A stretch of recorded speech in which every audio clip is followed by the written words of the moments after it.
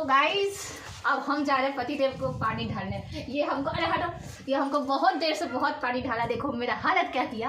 अब इनको ढालेगा, आप लोग देखना। हाँ चलो बैठो बैठो बैठो बैठो बैठो बैठो, जानते का नहीं, बैठो बैठो বসো বসো, বসতে হবে বসতে হবে, বসো না বসো, আরে বসো তুমি বাইরে, বসো আমার ঢালতে দাও, ছাড়ো বাড়িতে ছাড়ো, ভয় পাও না তুমি।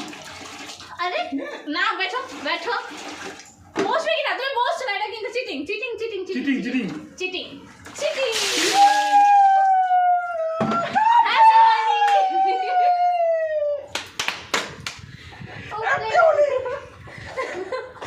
सबका मुबारक मुबारक, होली का मुबारक। हाँ चलो हो गया, मैंने अपने हस्बैंड जी को अच्छा से रंग लगा दिया। और हेलो गाइस, मैं जेताज कोई भी टाइम से ओवर। मैं भी छोड़ो, अब क्या ही बोलूँ मैं आप लोगों को, मैं क्या ही बोलूँ, देख रहे हो ना वो क्या कह रहे हैं। हो गया। और लगाने का शौक है? नहीं बोले नहीं थी, अब उनको लगाने का कोई शौक नहीं है। और मैं भी पूरा भीग चुकी हूँ और मुझे भी अब ठंडा ठंडा लग रहा था। अब हम लोग जा रहे हैं नहाने।